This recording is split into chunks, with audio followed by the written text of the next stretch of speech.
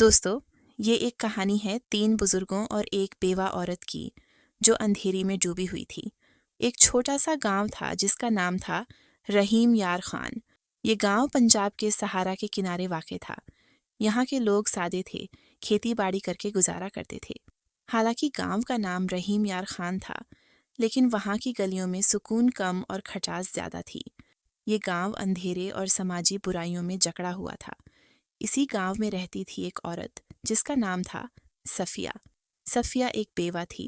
اس کے شوہر کی موت کو 3 سال ہو چکے تھے۔ جب اس کے شوہر اکبر کی بیماری سے موت ہوئی، تب سے اس کی زندگی میں سب کچھ آنسوؤں اور تانوں کے سوا کچھ نہ بچا تھا۔ اکبر گاؤں کا ایک سادہ کسان تھا۔ صفیہ کا گھر اندھیرے میں ڈوب گیا۔ گاؤں والوں نے اسے منحوس عورت سمجھنا شروع کر دیا۔ گاؤں کی عورتیں اس کے ساتھ بیٹھنے سے کتراتیں، مرد اسے تانے اور بے عزتی سے نوازتے۔ بچوں کو کہا جاتا کہ صفیہ کے گھر کے قریب بھی نہ جائے۔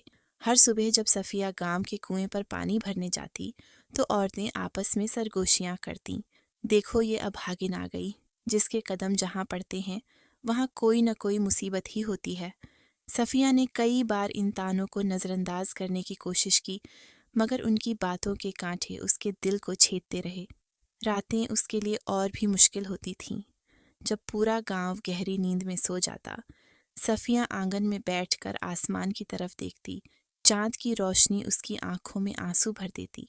وہ اکثر اپنے شوہر کی تصویر کے سامنے دیا جلا کر روتی اور اللہ سے پوچھتی، آخر میں نے کیا گناہ کیا ہے جو میری زندگی اس طرح جہنم بن گئی؟ کئی بار اس نے گاؤں چھوڑ کر جانے کی بھی سوچی، مگر کہاں جائے؟ اس کے ماں باپ بہت پہلے ہی چل بسے تھے۔ بھائی بہنوں نے اس کے بیوہ ہوتے ہی منہ موڑ لیا۔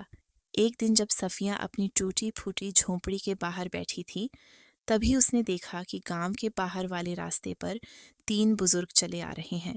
وہ سفید داڑھی والے، سفید کپڑے پہنے ہوئے تھے۔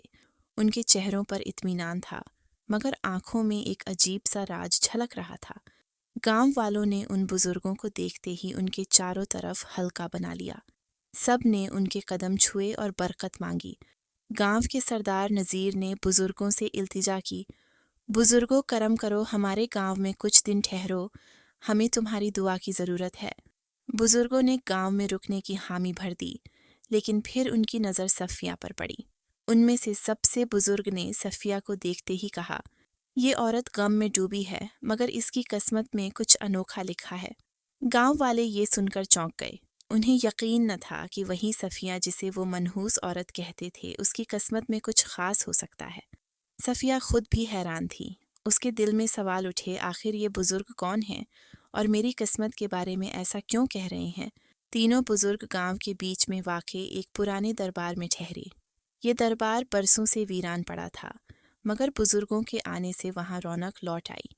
گاؤں والے انہیں دیکھنے کے لیے روز وہاں جاتے اور ان کی نصیحتیں سنتے۔ صفیہ بھی دربار کے باہر کھڑی ہو کر بزرگوں کی باتیں سنتی، لیکن گاؤں کے لوگ اسے اندر جانے نہیں دیتے تھے۔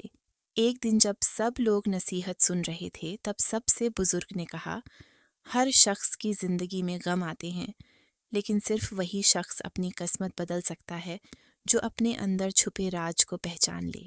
صفیہ کو یہ سن کر حیرت ہوئی۔ وہ سوچنے لگی، کیا میں اپنے غم کو دور کر سکتی ہوں؟ کیا میں بھی اپنی قسمت بدل سکتی ہوں؟ تینوں بزرگ کون تھے؟ تینوں بزرگ عام لوگ نہیں تھے۔ پہلے بزرگ کا نام تھا مولانا عبد الرحمن۔ وہ روحانیت اور علم کے ماہر تھے۔ ان کا کہنا تھا کہ دنیا میں کوئی بھی غم تب تک ختم نہیں ہوتا جب تک انسان اپنے نفس کو نہ پہچان لے۔ دوسرے بزرگ کا نام تھا حاجی فیض محمد۔ وہ عمل کے اصولوں پر یقین رکھتے تھے۔ ان کا کہنا تھا کہ قسمت سے بڑا صرف عمل ہوتا ہے۔ اگر کسی کی زندگی اندھیری ہے تو اسے صرف اپنے عمل سے ہی روشن کیا جا سکتا ہے۔ تیسرے بزرگ کا نام تھا پیر سید اشفاق شاہ۔ وہ عبادت اور مراقبے کے راستے پر چلتے تھے۔ ان کا کہنا تھا کہ روح کو سکون دے کر، دل کو مطمئن کر کے کوئی بھی شخص اپنے غموں سے نجات پا سکتا ہے۔ رات کے سناٹے گہرے ہوتے گئے۔ جب گاؤں والے اپنے گھروں کو لوٹ گئے تو صفیہ دربار کے پاس آئی۔ اسے یقین نہ تھا کہ تینوں بزرگ واقعی اسے ملنا چاہتے ہیں۔ جیسے ہی وہ دربار کے اندر پہنچی، تینوں بزرگ اس کی طرف دیکھنے لگے۔ کچھ دیر تک کوئی کچھ نہ بولا۔ پھر مولانا عبد الرحمن بولے، تم ہمیں کیوں ڈھونڈ رہی ہو بیٹی؟ صفیہ کانپتے ہوئے بولی، مجھے کچھ سمجھ نہیں آتا، میں بس یہ جاننا چاہتی ہوں کہ میری زندگی میں اتنا غم کیوں ہے؟ میں نے کسی کا کیا بگاڑا ہے؟ تینوں بزرگ مسکرا اٹھے۔ حاجی فیض محمد نے کہا، دنیا میں کوئی بھی غم بغیر وجہ نہیں آتا۔ تم نے اپنے پچھلے وقتوں میں جو کیا ہے اس کا ہی پھل تمہیں اس وقت میں ملا ہے، لیکن گھبرانا مت، کیونکہ ہر عمل کو نئے عمل سے بدلا جا سکتا ہے۔ صفیہ نے آنکھیں بھر آتے ہوئے پوچھا، کیا میں اپنی قسمت بدل سکتی ہوں؟ پیر سید اشفاق شاہ نے آہستہ سے سر ہلایا۔ ہاں، لیکن اس کے لیے تمہیں آزمائش دینی ہوگی، کیا تم تیار ہو؟ صفیہ نے بغیر سوچے جواب دیا، میں تیار ہوں۔ تینوں بزرگ ایک دوسرے کی طرف دیکھنے لگے۔ یہ دیکھ کر ایسا لگ رہا تھا جیسے وہ کسی راز سے واقف ہوں۔ مولانا عبد الرحمن نے کہا، تو پھر کل سورج نکلنے سے پہلے تم جنگل کے پاس والے پیپل کے درخت کے نیچے آؤ، وہاں سے تمہارا سفر شروع ہوگا۔ صفیہ کو کچھ سمجھ نہ آیا، مگر اس نے سر ہلا کر حامی بھر دی۔ اگلے دن گاؤں میں یہ خبر آگ کی طرح پھیل گئی کہ تینوں بزرگوں نے صفیہ کو جنگل میں بلایا ہے۔ گاؤں کے لوگ آپس میں باتیں کرنے لگے، کیا یہ بزرگ اسے کوئی برکت دینے والے ہیں یا پھر اسے نقصان پہنچے گا؟ گاؤں کی کچھ عورتیں آپس میں سرگوشیاں کرنے لگیں، کہیں یہ بزرگ ہمیں دھوکہ تو نہیں دے رہے؟ لیکن صفیہ کو ان باتوں سے کوئی فرق نہ پڑا۔ اسے صرف اس بات کی فکر تھی کہ آخر جنگل میں اس کے ساتھ کیا ہونے والا ہے۔ اس رات صفیہ سو نہ سکی۔ وہ بار بار سوچ رہی تھی، کیا واقعی کوئی میری مدد کر سکتا ہے یا یہ بھی صرف ایک چال ہے؟ لیکن اب وہ اٹھ چکی تھی کہ چاہے کچھ بھی ہو جائے، وہ اگلے دن سورج نکلنے سے پہلے جنگل کے پاس جائے گی۔ تینوں بزرگ وہاں کھڑے تھے، وہ گہری عبادت میں لگے تھے۔ ان کے آس پاس ایک عجیب سکون پھیلا ہوا تھا۔ صفیہ نے ہاتھ جوڑ کر سلام کیا اور کہا، میں آ گئی ہوں بزرگوں، اب مجھے بتائیے کہ میری آزمائش کیا ہے؟ مولانا عبد الرحمن نے آنکھیں کھول کر کہا، یہ دنیا ایک فریب ہے بیٹی، جو اسے سمجھ لیتا ہے وہی اپنی قسمت بدل سکتا ہے۔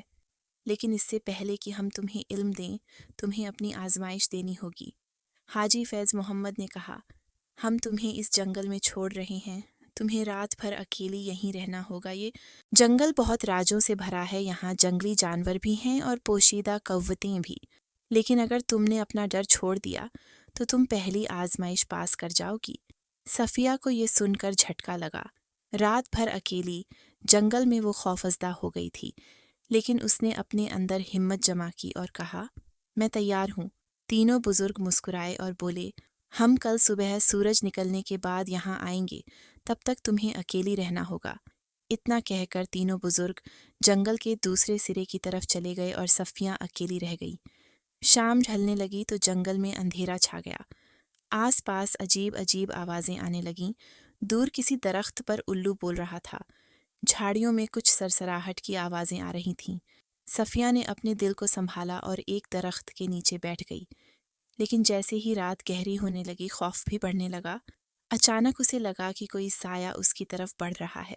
اس کا دل دھڑک دھڑک سے دھڑکنے لگا۔ کیا یہ کوئی جنگلی جانور ہے یا کوئی بھوت؟ لیکن تبھی اسے بزرگوں کی بات یاد آئی، اگر تم نے اپنا خوف چھوڑ دیا تو تم پہلی آزمائش پاس کر جاؤ گی۔ اس نے اپنی آنکھیں بند کیں، گہری سانس لی اور خود سے کہا، مجھے ڈرنا نہیں چاہیے، میں یہاں اکیلی نہیں ہوں، میرے ساتھ اللہ ہے۔ جیسے ہی اس نے یہ سوچا، اس سائے آہستہ آہستہ غائب ہو گیا۔ رات بھر وہ اسی طرح اپنے ڈر سے لڑتی رہی، کبھی کوئی آواز سنائی دیتی، کبھی عجیب سا جھٹکا لگتا، لیکن اس نے خود کو سکون میں رکھا اور ہمت نہ ہاری۔ جیسے ہی سورج کی پہلی کرن جنگل میں پڑی، صفیہ نے سکون کی سانس لی۔ تھوڑی دیر بعد تینوں بزرگ وہاں پہنچے اور دیکھا کہ صفیہ مسکرا رہی ہے۔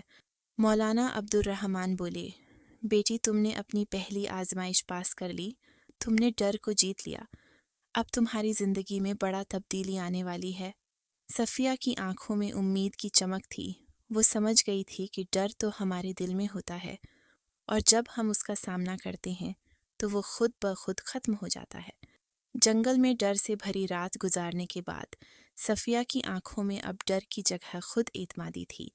جب سورج کی پہلی کرنیں جنگل کی شاخوں سے چھن کر اس کے چہرے پر پڑیں تو اسے محسوس ہوا کہ وہ پہلے سے کہیں زیادہ سکون اور مضبوط ہو چکی تھی۔ تینوں بزرگ مسکرا رہے تھے۔ مولانا عبد الرحمن بولے، بیٹی تم نے پہلی آزمائش پاس کر لی، اب تم تیار ہو۔ دوسری آزمائش کے لیے صفیہ نے ادب سے سر جھکایا اور کہا، میں تیار ہوں مہاراج۔ تینوں بزرگ صفیہ کو لے کر ایک پہاڑی کے اوپر بنے پرانے قدیم دربار میں گئے۔ وہ دربار دیکھنے میں سادہ تھا، لیکن وہاں ایک عجیب سی برکت کی فضا محسوس ہو رہی تھی۔ جیسے ہی صفیہ نے دربار کے دروازے پر قدم رکھا، اسے اپنے جسم میں ایک ہلکی سی لرزش محسوس ہوئی۔ تبھی پیر سید اشفاق شاہ نے کہا، اب وقت آ گیا ہے کہ ہم تمہیں اپنے اصلی روپ کے بارے میں بتائیں۔ صفیہ چونک گئی۔ آپ کا اصلی روپ؟ مولانا عبد الرحمن نے اپنی آنکھیں بند کیں اور اچانک ان کے جسم سے ایک تیز روشنی نکلنے لگی۔ اسی لمحے حاجی فیض محمد اور پیر سید اشفاق شاہ بھی روشنی سے بھر گئے۔ صفیہ حیرت سے دیکھتی رہ گئی، وہ کچھ کہہ نہ پائی۔ حاجی فیض محمد بولے، ہم عام بزرگ نہیں ہیں بیٹی، ہم تینوں اللہ کے خاص بندے ہیں اور اس زمین پر کچھ خاص لوگوں کی آزمائش کے لیے آئے ہیں۔ پیر سید اشفاق شاہ آگے بولے، ہمیں وہی ملی تھی کہ ہم کسی ایسے شخص کی آزمائش لیں جو سچے دل سے اپنی قسمت بدلنا چاہے، اور ہم نے تمہیں چنا۔ صفیہ کی آنکھوں میں آنسو آ گئے۔ اب اسے سمجھ میں آ رہا تھا کہ یہ بزرگ کوئی عام آدمی نہیں تھے۔ مولانا عبد الرحمن نے کہا، تم نے ڈر پر فتح پائی، لیکن اب تمہیں ایک اور آزمائش دینی ہوگی، قربانی کی آزمائش۔ صفیہ نے پوچھا، کیا قربانی کرنی ہوگی؟ حاجی فیض محمد بولے، تمہیں اپنی سب سے عزیز چیز کی قربانی دینی ہوگی، وہی چیز جس سے تمہارا سب سے گہرا لگاؤ ہے۔ صفیہ سوچ میں پڑ گئی۔ اس کے پاس ویسے بھی کچھ نہ تھا، مگر پھر اسے اپنے شوہر کی تصویر یاد آئی۔ اکبر کی موت کے بعد وہی ایک چیز تھی جس سے وہ خود کو جوڑے رکھتی تھی۔ جب بھی وہ غمگین ہوتی اس تصویر کو دیکھتی اور اپنے شوہر کو یاد کرتی۔ اس نے آہستہ سے پوچھا، کیا مجھے اپنے شوہر کی تصویر چھوڑنی ہوگی؟ پیر سید اشفاق شاہ بولے، اگر وہی تمہاری سب سے عزیز چیز ہے تو ہاں، لیکن یاد رکھو، سچی قربانی تب ہوتی ہے جب وہ سوچ سمجھ کر کی جائے۔ اگر تم اس آزمائش کے لیے تیار نہیں ہو تو ہم تمہیں مجبور نہ کریں گے۔ صفیہ کے دل میں کشمکش شروع ہو گئی۔ کیا میں اپنے شوہر کی آخری نشانی کو چھوڑ سکتی ہوں؟ اس نے کچھ دیر سوچا اور پھر کہا، اگر میری زندگی بدلنے کے لیے یہ ضروری ہے تو میں تیار ہوں۔ تینوں بزرگ مسکرا اٹھے، تو جاؤ اور اپنی سب سے عزیز چیز کو گاؤں کے تالاب میں پھینک دو۔ صفیہ گاؤں واپس آئی اور اپنی جھونپڑی میں گئی۔ وہاں ایک پرانے صندوق میں وہ تصویر رکھی ہوئی تھی۔ اس نے کانپتے ہاتھوں سے اسے اٹھایا اور تالاب کی طرف چل پڑی۔ گاؤں کے کچھ لوگ اسے ایسا کرتے دیکھ رہے تھے، وہ آپس میں باتیں کر رہے تھے۔ اب یہ پاگل ہو گئی ہے، اپنے شوہر کی تصویر کیوں پھینک رہی ہے؟ لیکن صفیہ نے ان کی باتوں پر کوئی توجہ نہ دی۔ اس نے آہستہ سے تصویر کو پانی میں پھینک دیا۔ جیسے ہی تصویر پانی میں ڈوب گئی، اسے محسوس ہوا کہ اس کے دل کا سارا بوجھ بھی پانی میں تحلیل ہو گیا ہے۔ اب وہ ہلکی پھلکی محسوس کر رہی تھی۔ جیسے ہی وہ واپس جنگل میں پہنچی، تینوں بزرگ وہاں کھڑے تھے۔ مولانا عبد الرحمن بولے، بیٹی تم نے قربانی کی آزمائش بھی پاس کر لی۔ اب تم اس زنجیر سے آزاد ہو چکی ہو جو تمہیں ماجی سے جوڑے رکھتی تھی۔ صفیہ کو اب واقعی لگنے لگا کہ اس کی زندگی بدل رہی ہے۔ پیر سید اشفاق شاہ بولے، اب تمہاری آخری اور سب سے مشکل آزمائش باقی ہے۔ صفیہ نے سر جھکا لیا۔ میں تیار ہوں مہاراج۔ صفیہ نے ڈر اور قربانی کی آزمائش پاس کر لی تھی۔ اب وہ پہلے سے کہیں زیادہ مضبوط اور خود اعتماد محسوس کر رہی تھی، لیکن اسے یہ نہیں پتا تھا کہ اس کی سب سے مشکل آزمائش اب بھی باقی تھی۔ تینوں بزرگ دربار کے اندر کھڑے تھے۔ جب صفیہ وہاں پہنچی تو مولانا عبد الرحمن نے سنجیدگی سے کہا، بیٹی اب تمہاری آخری آزمائش کا وقت آ گیا ہے۔ صفیہ نے سر جھکا کر کہا، میں تیار ہوں مہاراج۔ پیر سید اشفاق شاہ بولے، یہ آزمائش تمہاری روح کی آزمائش ہے۔ تمہیں یہ سمجھنا ہوگا کہ تم صرف اپنے لیے نہیں بلکہ دوسروں کے لیے بھی جی سکتی ہو۔ صفیہ نے حیرت سے پوچھا، مجھے کیا کرنا ہوگا؟ حاجی فیض محمد نے کہا، گاؤں میں ایک بیوہ بوڑھی عورت رہتی ہے جس کا نام امان زینب ہے۔ اس کا کوئی سہارا نہیں ہے، وہ بھوکی اور بیمار ہے۔ تمہیں اپنا سارا کپڑا اور اپنی جھونپڑی اسے دینی ہوگی، اور پھر تمہیں جنگل میں جا کر 7 دن تک مراقبے میں بیٹھنا ہوگا بغیر کچھ کھائے پیے۔ یہ سن کر صفیہ ساکت رہ گئی۔ اپنا گھر اور کپڑا چھوڑ دوں اور پھر 7 دن بغیر کچھ کھائے پیے مراقبہ کروں، یہ آزمائش کسی بھی اندرونی آزمائش سے زیادہ مشکل تھی۔ صفیہ کی آنکھوں کے سامنے اس کی جھونپڑی کا منظر آ گیا۔ وہ گھر اس کا آخری سہارا تھا۔ اگر اس نے اسے چھوڑ دیا تو وہ کہاں جائے گی؟ لیکن پھر اسے بزرگوں کی باتیں یاد آئیں۔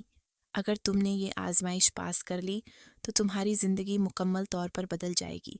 صفیہ نے اپنے اندر جھٹکا دیا اور فیصلہ کیا، ٹھیک ہے مہاراج، میں یہ کرنے کے لیے تیار ہوں۔ صفیہ گھر لوٹی اور اپنی جھونپڑی عمان زینب کو دے دی۔ اس نے اپنے بچے کچھے کپڑے بھی اسے سونپ دیے۔ گاؤں کے لوگ یہ دیکھ کر حیران تھے، یہ کیا کر رہی ہے اپنا؟ سب کچھ کیوں چھوڑ رہی ہے؟ لیکن صفیہ نے کسی کی باتوں پر کوئی توجہ نہ دی۔ وہ سیدھا جنگل کی طرف چلی گئی، جہاں اسے 7 دن تک مراقبہ کرنا تھا۔ پہلا دن گزرا اور صفیہ کو بہت بھوک لگی، لیکن اس نے اپنی توجہ بھٹکنے نہ دی۔ اس نے اپنی آنکھیں بند کیں اور بزرگوں کے دیے ہوئے ذکر کا ورد کرنے لگی۔ دوسرے دن اسے پیاس نے ستانا شروع کیا، لیکن اس نے پانی کی تڑپ کو بھی قربان کر دیا اور مراقبے میں لگی رہی۔